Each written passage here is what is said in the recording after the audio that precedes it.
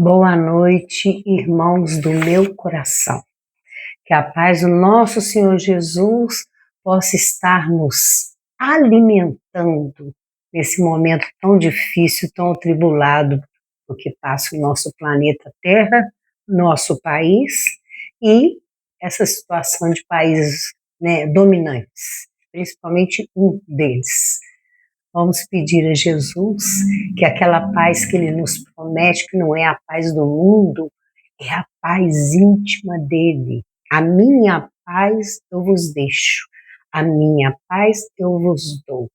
É o que eu desejo para dentro do seu lar, da sua família, nesse momento.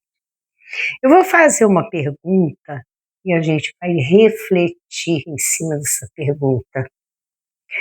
Na opinião de vocês, qual que foi o maior, o mais importante, o mais esfuziante, o que chamou mais atenção, o mais difícil dos milagres de Jesus? Vou citar somente 8, porque o nosso tempo é escasso e depois a gente vai comentar sobre eles. Foi andar sobre as águas? Foi multiplicar os pães? Eu trouxe uma colinha, tá? Foi curar leprosos, aleijados, coxos, mancos, mão mirrada, surdo, cego, mudo. Foi isso. Foi expulsar os demônios, fazer uma desobsessão ali em frente a todas aquelas pessoas que estavam olhando. Foi transformar a água em vinho? Foi ressuscitar os mortos? O maior milagre de Jesus foi aquietar o mar e calar os ventos? Foi desaparecer e aparecer em outro lugar? Vamos ver um por um desses 8, só 8, porque tem mais. Hein? Então vamos lá. Andar sobre as águas. Isso para Jesus era fichinha. Nós temos casos, tem aí na literatura, principalmente a brasileira, que nos mostra médiuns que levitavam com maior facilidade. Hoje a gente quase não vê esses fenômenos mais, porque parece que a materialidade avançou tanto com a humanidade que a espiritualidade ficou apagada, né? Meio que esquecida. Todo mundo vivendo só as coisas da matéria. Antes a gente tinha muito esses fenômenos. Eu mesmo já vi, eu mesmo já comprovei. Levitar, levantar do chão o corpo e até mesmo, eu não vou chamar de voar, é levitar, em pé. Não é deitado igual o super-homem, não, é em pé. Isso para Jesus era fichinha, porque ele, para andar em cima das águas, era só ele levitar, dar os passos ali em cima da água, acima da água, que não propiciou de forma alguma que ele afundasse. Ele levitou, ele levantou o corpo. Multiplicar os pães. Gente, desculpa a expressão chula, mas para Jesus isso é fichinha. Jesus multiplicou a partir daquilo que já tinha, ou seja, ele acionou toda uma vontade, todo um pensamento, usando como modelo os 5 pães e os 2 peixes. Lembra dessa passagem? Ele pede aos apóstolos: quantos pães tendes? Eles acharam lá uma pessoa que tinha levado uma refeição. Essa não é a nossa explicação de hoje, porque a gente já fez esse estudo. Volta lá que você vai ver a explicação. Jesus, então, molda o fluido cósmico universal e ali ele multiplicou daquele modelo que já tinha, da massa, da levedura, né? O pão naquela época era o chamado pão árabe, pão sírio, pão judeu, era esse pão redondo, meio durinho, né? sem fermento, a levedura era natural. Para ele, isso era fichinha. Ele podia multiplicar quantos pães ele quisesse. Aliás, ele multiplicou a pesca de Pedro e de André, que estavam desesperados, que precisavam de pesca para poder vender no mercado e pagar imposto a Roma. Eles estavam sendo, inclusive, perseguidos, porque estavam devendo muito imposto para Roma. Jesus, então, manda Pedro jogar a rede para um lado do barco, e depois de ter passado o dia inteiro e a noite inteira e não ter pescado um peixe, a rede encheu tanto de peixe que diz lá no Evangelho de Mateus que a rede quase rompeu de tanto peixe que já.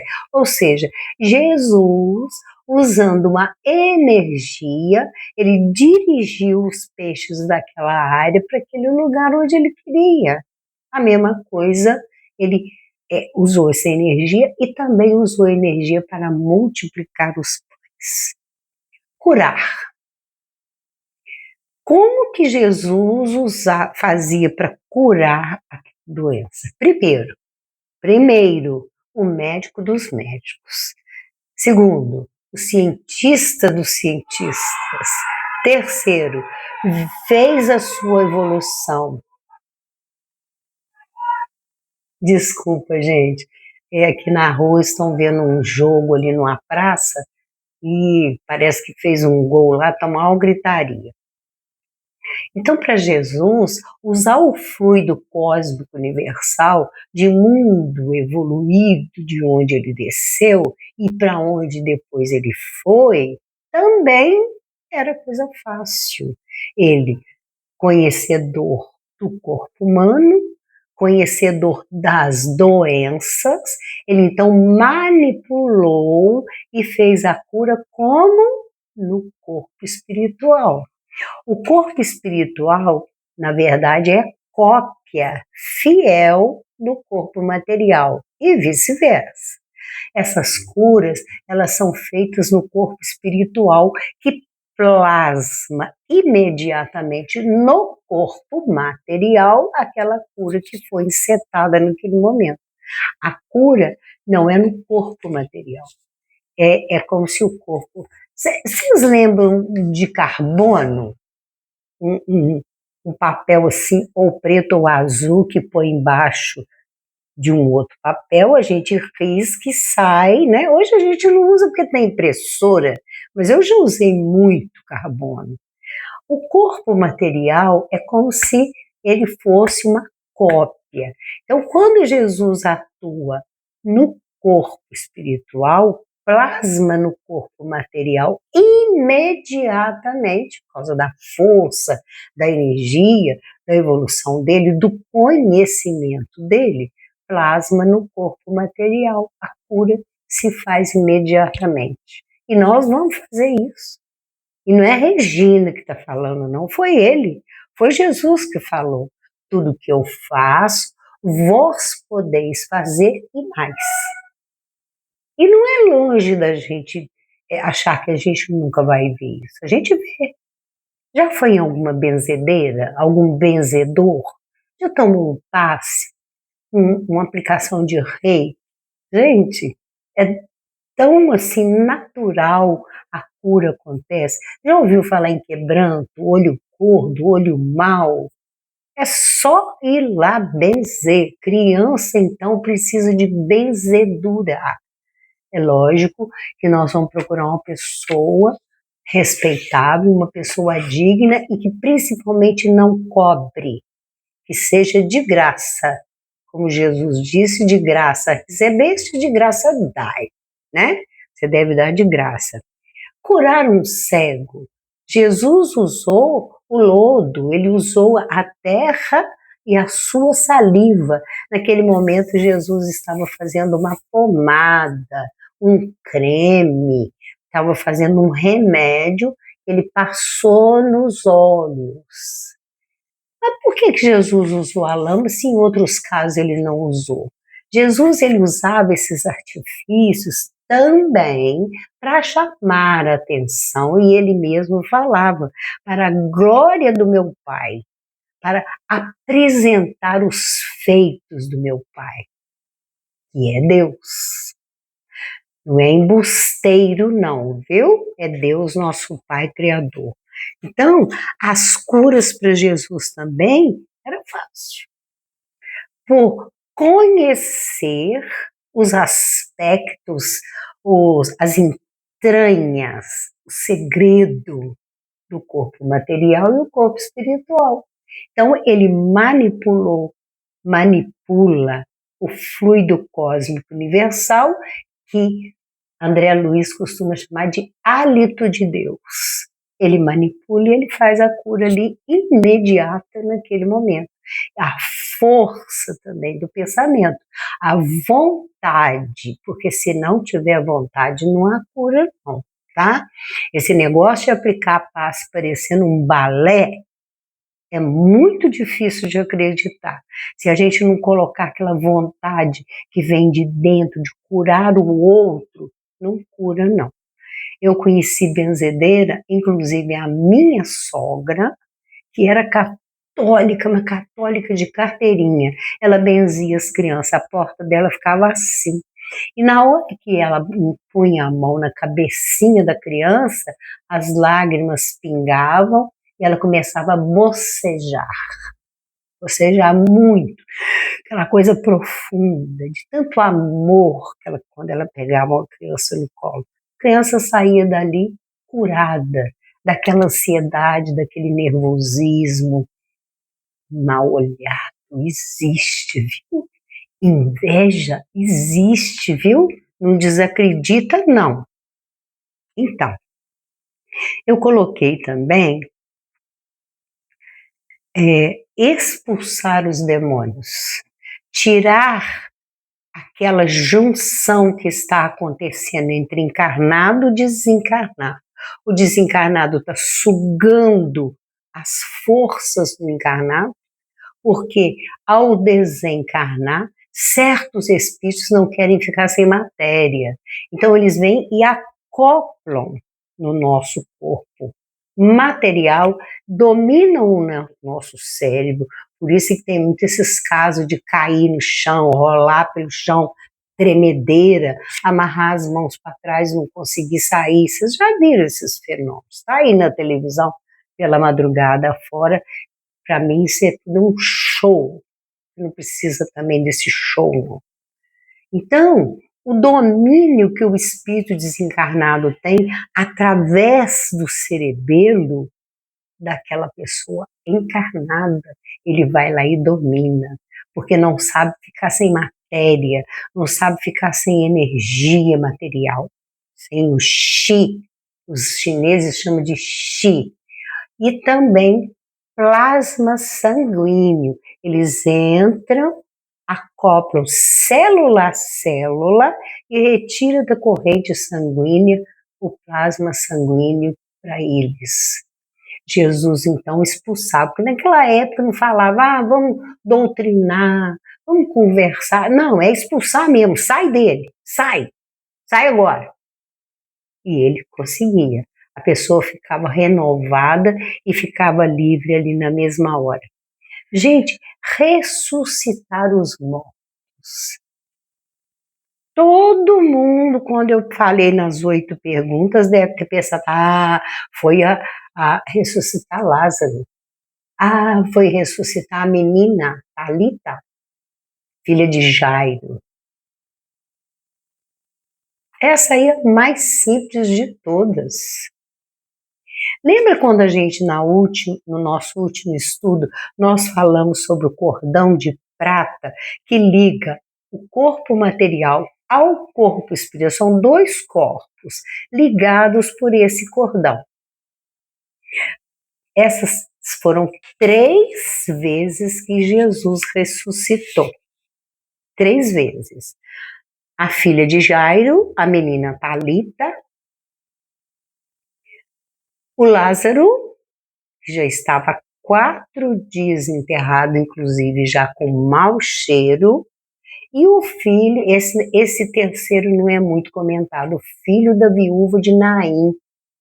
O enterro estava passando, aquela viúva, aquela pobre mãe, chorando copiosamente que ia enterrar o único filho que ela tinha. Jesus, passando por aquela rua, se apiedou dela e falou: não perca sua fé, o seu filho não está morto, o seu filho dorme. Colocou a mão sobre o caixão, o rapazinho levantou. Lázaro, o que é que acontece quando Jesus fala para Marta? Marta, não perca sua fé, Lázaro não morreu, Lázaro dorme. E quando ele chega na casa de Jairo, que já estavam todos chorando, planteando a morte da menina. Naquela época era muito comum as carpideiras, elas recebiam para chorar o morto. Ai, aquele desespero. E Jesus diz a eles: a menina não está morta, a menina dorme. O que Jesus fazia? O que Jesus fez? Esse laço, porque em todos os três casos, o que ele fala? Isso é para a glória de Deus. É para provar o poder de Deus. Jesus nunca falava que era ele que fazia, é o Pai. Esse laço, então, ele demora a desatar. Esse laço chamado cordão de prata, ele não é cortado. Se fosse cortado, seria um perigo, né? Fora do corpo aí, um espírito trevoso lá e mete a tesoura e corta. Olha isso. Não, ele desata, ele vai desligando aos poucos. Quando o defunto, o corpo, demora muito para esfriar, é porque está sendo mais trabalhoso e mais difícil desatar esses laços. Quando a pessoa tem muito apego, quando a pessoa ama muito, mas não quer, e não quer se desapegar do marido, da mulher, dos filhos, da parentada, da fazenda, do ouro, das joias. Ele fica ali agarrado naquele corpo. Nesses três casos, Jesus o que fez? Ligou o laço, fortificou o laço. A pessoa volta à vida por causa dessa energia que ele injetou nesse laço. Esse laço não estava na hora de ser desatado. Porque quando ele diz, a Marta fala, Senhor, mas ele já tem mau cheiro, porque tem 4 dias. Jesus ainda explica para ela, é para a glória de Deus. E sabia que Jesus não foi lá? Logo que Marta manda avisar que Lázaro estava morrendo, Lázaro era um amigo do peito dele. Morava em Betânia com as 2 irmãs, Marta e Maria. Já contei essa passagem também. Então, o que ele fala para ela? Marta, tenha fé. Lázaro dorme. Lázaro vai ser ressuscitado para a glória de Deus, para que todos acreditem em Deus, no poder de Deus, nosso Pai. Então, quando Lázaro sai lá de dentro da tumba, ele está atendendo a um chamamento do Senhor. Vocês sabiam que são 3? Qual a primeira frase que Jesus grita? Tirai a pedra. As catacumbas eram feitas nas pedras. Fazia uma fenda, tipo uma caverna, colocava o corpo lá dentro, rolava uma pedra para tampar, o mau cheiro não sair, para não entrar animais predadores que pudessem ir ali molestar aquele corpo que agora precisava de sossego. Então, ele dá um comando, tirai a pedra, ou seja, tira o peso, tira. Ele grita para Lázaro: Lázaro, saia para fora. Saia para fora de você. Saia para fora desse sono. Acorda, Lázaro. Mas Jesus estava do lado de fora, como é que ele ligou o laço? Gente, Jesus nunca trabalhou sozinho. Jesus tinha uma pleiade de milhares de espíritos com ele. Tem relatos belíssimos de anjos subindo e descendo, trabalhando. Naquela época falava anjo, né? Não falava espírito, falava anjo. Trabalhando com Jesus. Enquanto Jesus deu o comando energético, tanto da voz quanto a energia que emanou, que saiu dele, os ajudantes dele estavam lá dentro ajustando o laço, o cordão de prata, ligando novamente para que Lázaro vivesse. Isso aí para Jesus também, né? No caso da menina, se vocês forem lá no Evangelho de Lucas, foi um dos meus primeiros estudos e o meu preferido. Esse estudo está aí no YouTube e se chama Menina, levanta-te. Então, ligar esse laço é acordar o corpo material através do corpo espiritual. Deu para entender? Quando a gente vai lá no Evangelho de Lucas, lá no finalzinho, Lucas disse: e ela dançava, rodopiava, balançava em torno do corpo. Dá uma olhada lá no Evangelho de Lucas. A filha de Jairo, que chama. Eu não tenho referência bíblica na minha cabeça para citar aqui agora. É só procurar no nosso canal Jesus Mestre Amado que vocês vão achar. Um dos primeiros, a filha de Jairo. Ele dá um comando. O filho da viúva de Naim, a mesma coisa. O corpo está ali, já dormindo. Jesus e esses espíritos que estavam do lado dele ali operaram essa ligação ou religaram esse laço que estava já desatando, onde o rapaz levantou. Então, essa aí é uma das mais simples para ele. Aquietar o mar e calar os ventos. Energia. Energia. Fluido cósmico universal. Tudo que é vivo, mineral, vegetal, animal, hominal, tem uma energia, tem uma aura, né? Aurea não, é aura.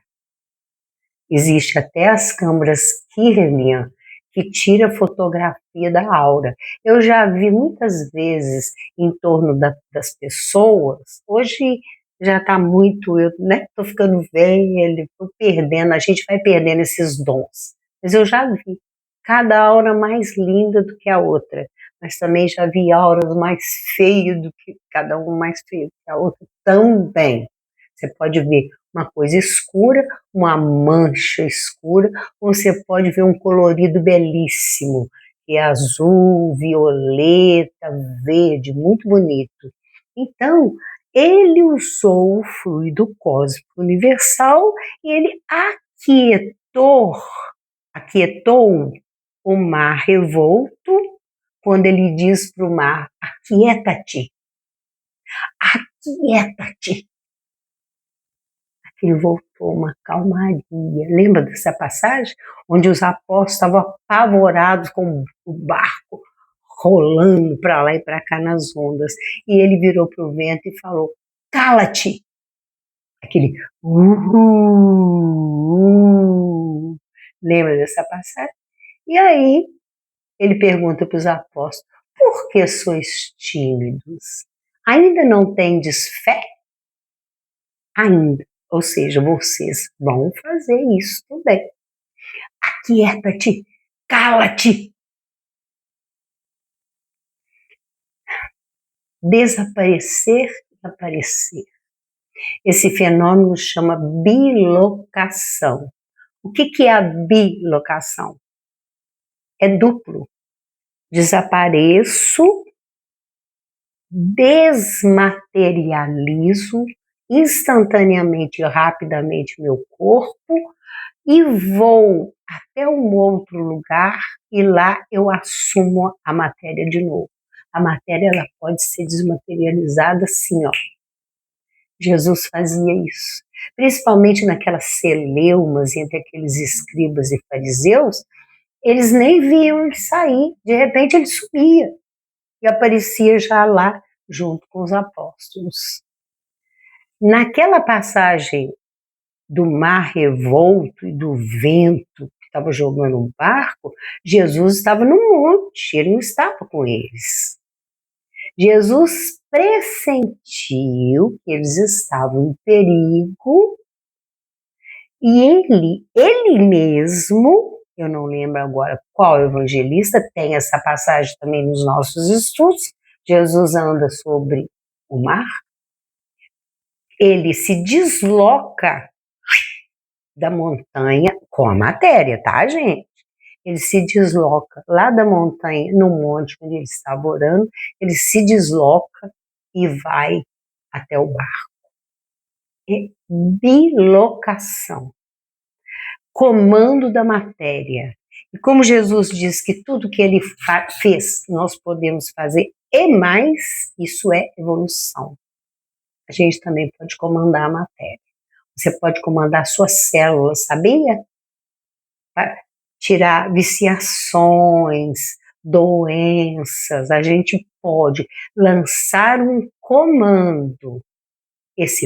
Por isso é que no último estudo eu perguntei no final, eu sou um corpo que tem um espírito ou eu sou um espírito que tem um corpo? Eu posso comandar esse corpo, eu posso dar comando para ele. Esses são os 8, né, que eu apresentei, quer dizer, 7. Está faltando um. E foi o mais complicado de se explicar que Jesus fez. Transformar água em vinho. Olha só. Ninguém nem dá muita importância. Está no Evangelho de João.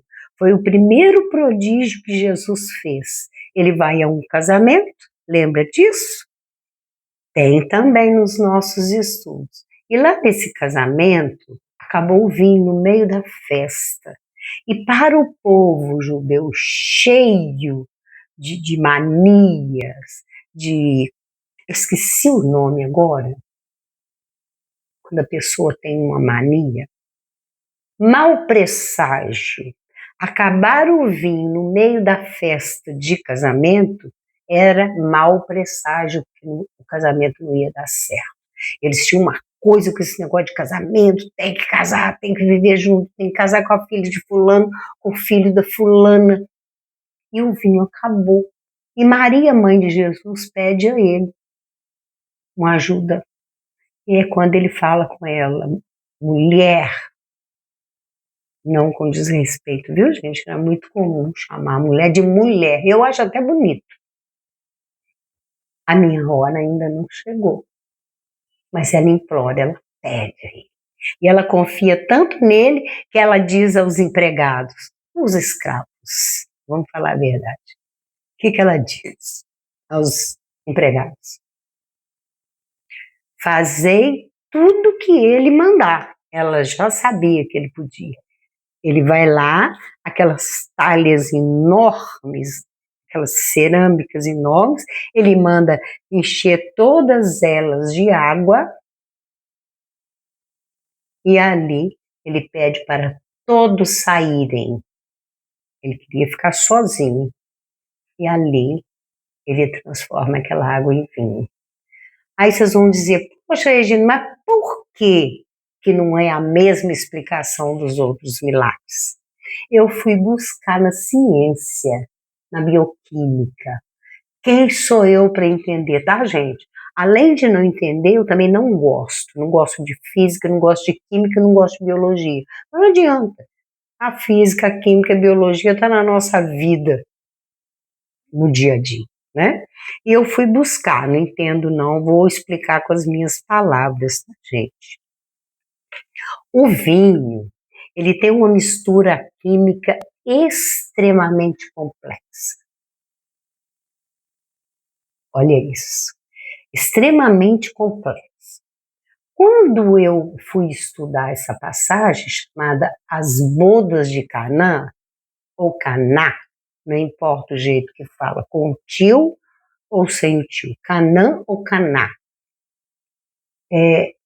eu ficava intrigada, pensando comigo, será que ele fez um fenômeno de transporte? Será que o pensamento dele foi lá nos vinhedos e transportou as uvas para dentro dos vasos? Eu acho isso possível. Isso chama fenômeno de transporte. Mas não é o fenômeno de transporte das coisas materiais, não. Eu vou dar um exemplo para vocês. O centro onde eu trabalhava tinha uma entidade muito interessante que ela falava, essa entidade, ela manipulava ervas, folhas, sementes, cascas de árvore. E uma vez ele disse para nós que ele saía pelos jardins e pelas matas retirando a seiva, a energia da planta para levar para fazer as curas lá dentro do centro. Eu presenciei curas, gente, muito. É numa cabine fechada, o nome do espírito é Araquém. Ele tinha sido, há muitas vidas atrás, ele tinha sido indígena. Ele trazia um conhecimento enorme dentro dele. E ele aplicava a seiva dessas plantas, ele não trazia a planta matéria viva, não. Ele trazia o fluido que ele retirava. Então, para justificar esse vinho que Jesus transformou naquelas talhas de água, eu comecei a pensar comigo. Eu penso muito. Eu pergunto para ele em pensamento, como o senhor fez? Será que ele mentalizou os vinhedos? E será que foram esses espíritos que trabalhavam ali, aquela pleide de espíritos, milhares de espíritos que foram lá e trouxeram as uvas? A seiva, a energia daquelas uvas e jogar dentro das talhas? Eu sempre fiz essa pergunta. Como será que Jesus, imediatamente, os convidados nem notaram que acabou o vinho? Foi imediato. Como será que ele transformou? Se a mistura química é extremamente complexa, isso aqui é o que a química nos explica. Álcool, a fruta tem álcool, tá, gente? Álcool, ácidos, açúcares e centenas de moléculas aromáticas. É uma química complicada de transformar água em vinho. Vocês perceberam tudo que precisa para fazer o vinho, principalmente um bom vinho. E foi um bom vinho, porque o tal do mestre Sala, que é aquele mestre de cerimônia, ele apresenta para os convidados o seguinte: todo dono do casamento, da festa, apresenta primeiro o melhor vinho e quando os convidados já estão bêbados, apresenta o pior vinho que ninguém vai notar. Nessa casa é a primeira vez que eu vejo acontecer a família oferecer o melhor vinho por último, porque esse é o melhor vinho. Então, nós estamos vendo aqui álcool, ácidos, açúcares e centenas de moléculas aromáticas. Além disso, o bom vinho, aqui entra o segredo. Gente, segredo porque não dá para a gente entender mesmo. O bom vinho, ele leva semanas, meses e até anos para fermentar e ficar bom. Todo mundo sabe disso. Quanto mais velho o vinho, melhor. Como que ele fermentou aquilo tudo sem um tempo? Sem aquele vinho ficar numa talha fechada, tampada, e poder fermentar lá dentro para formar o bom vinho. Aí é que está a passagem, o milagre mais enigmático de Jesus. Não tem. Não tem nenhum químico, nenhum biólogo que vai explicar esse fenômeno imediato. Porque todo vinho tem que passar pela fermentação. Senão ele é um suco de uva. Você espremeu a uva e tomou o suco. Ele só vira uma bebida alcoolizada se ele fermentar. Entenderam? Adorei essa explicação. Quer dizer, explicação não. Mas um dia a gente vai entender como que Jesus fermentou aquilo sim, ó, de uma hora para outra. Não é um enigma? Fica aí então a nossa reflexão de hoje. Eu falei que não ia demorar, mas eu sou muito entusiasmada e eu gosto de falar de Jesus, dos feitos dele, eu fico toda animada, fico mesmo. E mando um beijo para vocês pela paciência em me ouvir. Vamos estudar Jesus, gente.